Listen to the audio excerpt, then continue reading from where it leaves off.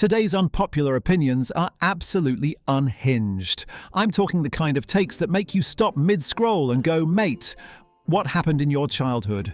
We've got drama, we've got confusion, we've got people fighting for their lives over the dumbest topics imaginable. So buckle up, grab a snack, preferably something not brown, and let's get into it. Alright, first one of the day, and honestly, we're starting off strong. Farting isn't funny, poop jokes aren't funny, I don't think fart jokes are funny, I don't think poop jokes are funny. It's not that I disapprove or can't handle it, I just literally do not find them amusing. It's just bodily functions. When people laugh at a fart, it feels to me like people are laughing because someone sneezed. Like nurse, or who cares as long as it is away from me, or thinking earwax is hilarious. Poop is too gross to be funny. Like that poop monster scene from the movie Dogma was just so gross and to me pointless because there was no humor in it for me. I laugh easily at most other topics. Right, listen, I respect this person, but they absolutely grew up in a household where nobody ever let out a rogue one at the dinner table. Because if you spend enough time around normal, chaotic human beings, you eventually realize something very simple. Farts are universal comedy. You could put world leaders, scientists, philosophers, billionaires, and I promise you, one accidental squeak during a serious meeting and suddenly everyone's inner 8-year-old wakes up immediately. Now poop jokes? Okay, fair, I'll give you that one. Comedy should have layers, timing, setup, payoff, not just haha brown thing. But farts? Farts are basically nature's jump scare. Unpredictable, powerful, sometimes melodic, sometimes fighting for their life against denim pressure. That's art. But hey, I get it. Not everyone finds bodily chaos funny. Some people want intellectual humor, some want sarcasm, some want witty banter. This person wants anything except the digestive system. So do I agree? Not really, but I genuinely admire the passion. Imagine writing a whole essay because someone giggled after a fart. That's dedication. Alright, next post. Let's see what other crimes against comedy people are committing today. Mustaches do not look good. Guys, what are we doing? They look ridiculous. There's exactly 3 guys in the past 50 years that looked good with a stash. Rick Rude, Tom Selleck and Stephen Kelly, and 2 of them were on steroids. Everyone else looks like a tryhard or a goofball with one, especially with the recent influx of sexual slang terms for mustaches. Having one also adds a sexual creepiness to your aesthetic. Let's get back to beards, goatees, stubble, etc. It's just not working. Okay, first of all, this post came out swinging. No hesitation. Straight uppercut to every man who's ever confidently twirled the ends of his mustache like he's starring in a vintage barbershop advert. Secondly, only 3 men in 50 years. Mate, that's not an opinion. That's a statistical hate crime. Imagine being a perfectly normal guy with a mustache, sipping your morning coffee, and then bam! Reddit informs you you're either a tryhard, a creep, or on steroids. Sometimes all 3. Look, mustaches are a gamble. You either look like Tom Selleck, or you look like you've recently been banned from entering a playground. There is no middle ground. But that's the beauty of it. Facial hair is fashion roulette. If it works, you're a king.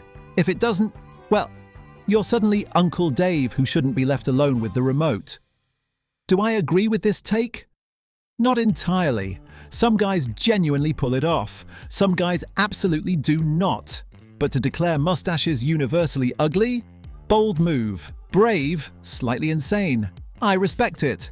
Alright, next post. Who else are we offending today?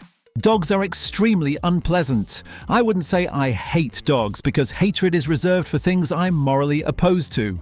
I wish nothing but the best to all dogs. I would never hurt an animal. But if I went the rest of my life without meeting another dog, I'd be okay with that. My biggest problem is hygiene. It's crazy to me that people keep an animal that has no reservations about shitting or puking on the floor. And even if your dog is perfectly house-trained, it's still walking around with outside feet. They don't wear shoes. So you have to wear shoes all the time inside your house, or else get outside grime on your feet. Plus, dog smell is a real and seemingly unavoidable consequence. Literally every house I've ever been in with more than 30 total LBs of dog has it. They're also very loud. They scream for no reason. It's like having a permanent toddler if your toddler took massive shits and could tear up furniture. Someone walking by your house? Barking? Another dog? Barking. Sirens in the distance? Barking. Plus, they always have to be touching you or jumping on you, or otherwise as far into your personal space as possible. And they're oily and shed a lot, so you have dog residue on you after any amount of contact. Dogs with jobs are cool, but I just don't understand why anyone would want these animals in their home. Right, I can already hear the dog owners loading their keyboards like it's Call of Duty. Dogs are extremely unpleasant. Mate, you've basically declared yourself an enemy of every suburban family with a welcome mat. But let's be fair, this person didn't just give an opinion. They wrote a full dissertation. Paragraphs, evidence, citations. I'm surprised they didn't include footnotes. The hygiene argument? Fair enough. Dogs do in fact walk around barefoot like tiny furry hobbits. But the idea that you must wear shoes inside your house because a Labrador exists somewhere nearby? That's a bit dramatic. It's giving I grew up in a household that sanitized the bananas. The barking, also true. Dogs bark at everything. A leaf moves, bark. A truck exists, bark. The wind blows slightly wrong, existential bark. But that's part of the charm. They're basically living alarm systems powered by vibes and snacks. And the whole dogs with jobs are cool line absolutely killed me. Like this person walked into a fire station, saw a Dalmatian, and went, "Ah yes, acceptable dog, civilian dogs, jail." Do I agree with them? Not even remotely. Dogs are chaotic, messy, noisy little idiots, but that's what makes them perfect. They're basically toddlers with fur, bad breath, and unconditional loyalty. What more do you want? Alright, next post. Who else are we fighting today? Being late is disgustingly normalized among friends, less so for work and such, more so among friends. It seems like most friend groups always have a handful of people who just show up 15 to 30 minutes late to hang out.